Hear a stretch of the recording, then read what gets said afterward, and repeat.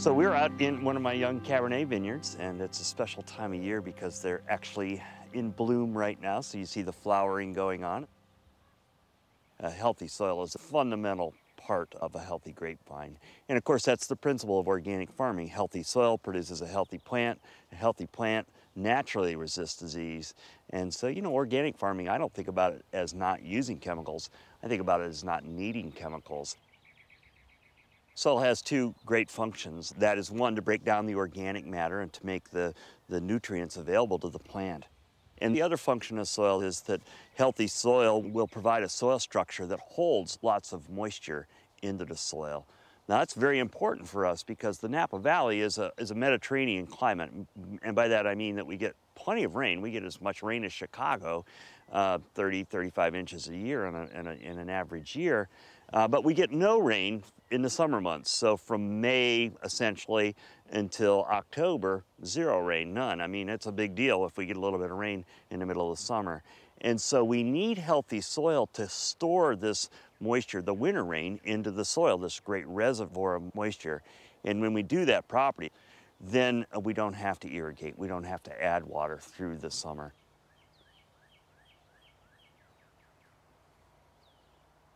Of course, the fundamental of healthy soil is adding organic matter to the soil. So if we came out here in February or March, we'd be up to our chest in peas, oats, vetches, cover crops that we've grown to add organic matter back to the soil, along with the compost that we make from our grape pumice. So it's all this big recycling effort to add a tremendous amount of organic matter to the soil.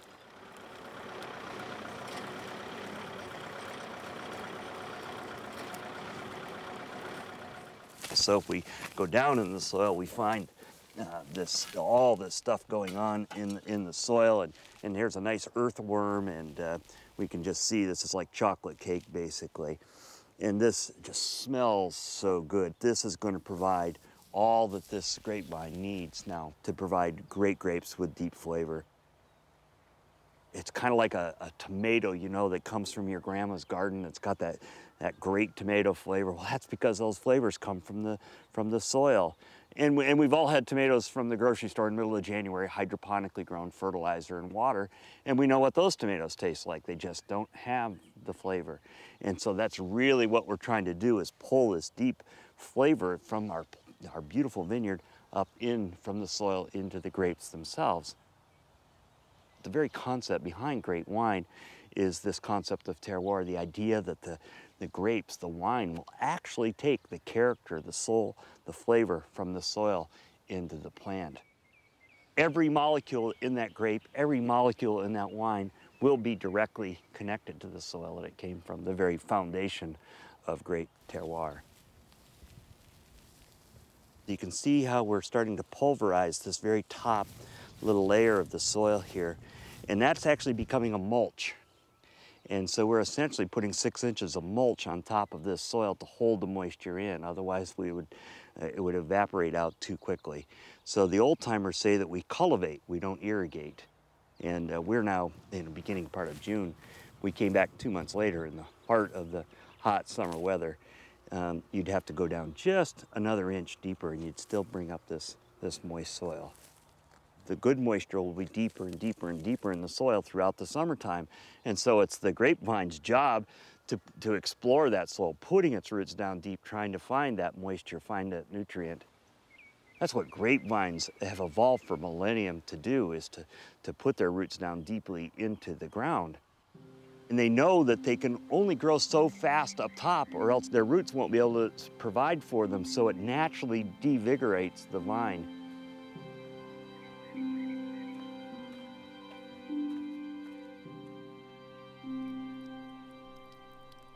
Well, we came out here and into another vineyard in the Napa Valley this is also a young Cabernet vineyard, and it looks very much the same, and the grapes are pollinating just like in our vineyard, but there's really something fundamentally different about this vineyard, is that the soil itself really doesn't have a lot to contribute to this grapevine or to these eventual grapes.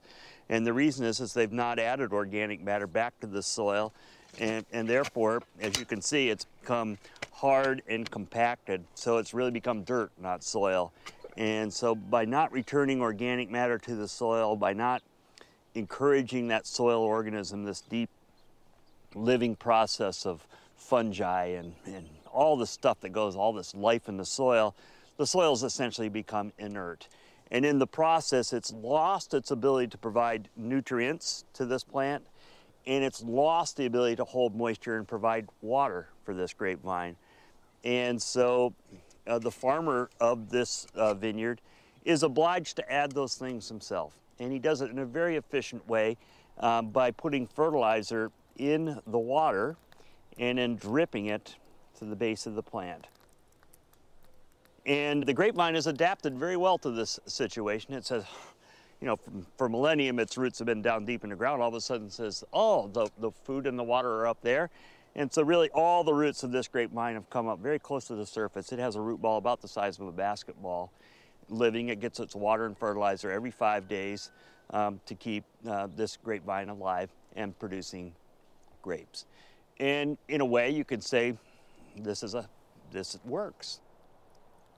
I mean, giving water and fertilizer to a grapevine is like giving your kid a Coke and a candy bar for dinner. You know, they get a lot of energy very quickly, but it's not a sustainable, it's not a healthy way of living. And so this vineyard has to be frequently replaced.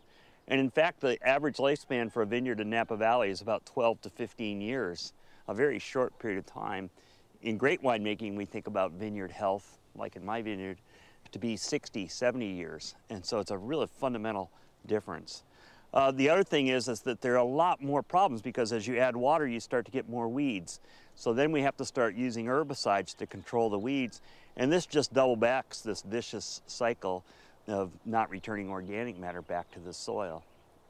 But the thing that really becomes of interest to a wine drinker is to the extent that all the nutrients and water to this grapevine, to these grapes, come from this pipe, it doesn't really explore the soil. It doesn't really get this sense of flavor or this sense of place, this concept of terroir. It makes a fundamentally different kind of wine. It's like the tomato. If you're just not developing the flavor, you might be tempted to leave the tomato out on the vine longer and longer, hoping it will develop some flavor.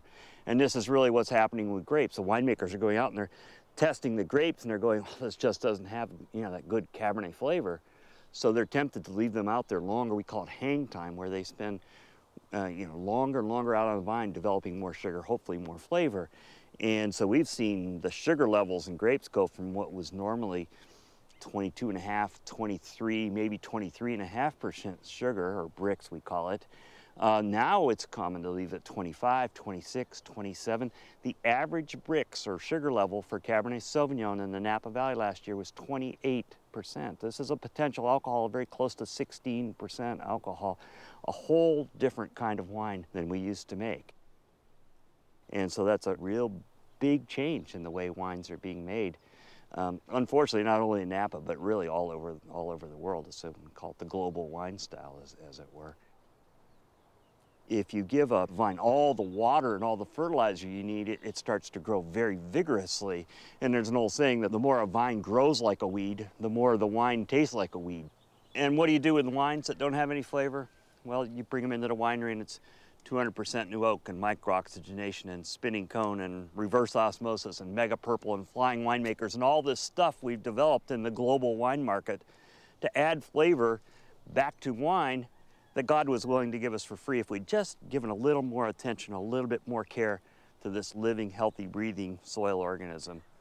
So, you know, when winemakers started drip irrigating in the Napa Valley and grapefruits came up and we had this phylloxera, so we wiped out a lot of vineyards.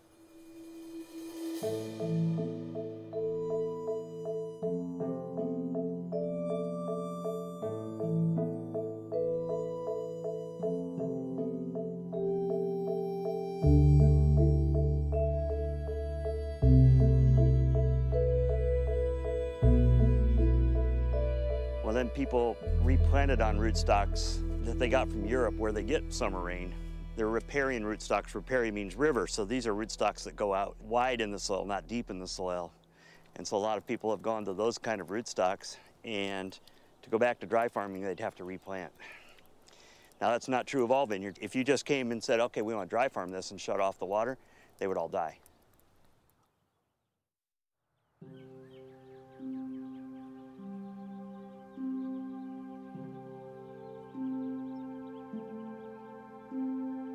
Well, we're back in the vineyard now, and it's nearly harvest time. As you can see, these beautiful grapes are just about ready to be picked.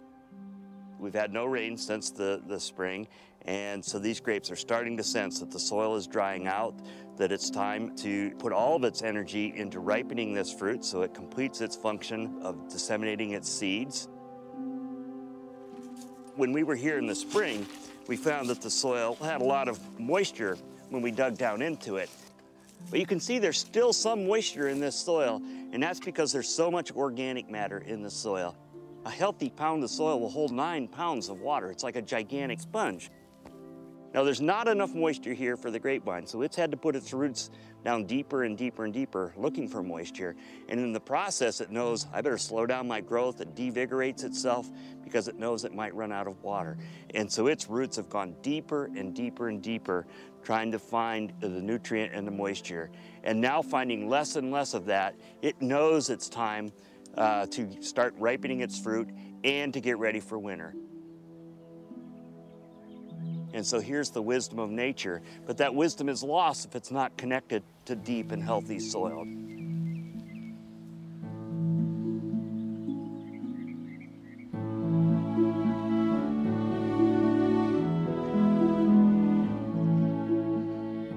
So, I mean, we face this real problem in grape growing, out in the vineyard. It's essentially monoculture. And so, and what are we going to do? You're not going to rip up 10 acres of Cabernet Sauvignon to plant rutabagas, And so what we do is around all of our vineyards, in very intense fashion, we plant all this other things, and many of which we, of course, get to eat and consume and look at and so on. And so if you come around Frog's Leap and walk around our vineyards, you'll just see this amazing explosion of other kind of life, trying to bring life again back into the farming system. And as soon as it warms up a little bit, you'll just see this teeming with insects, with honeybees, with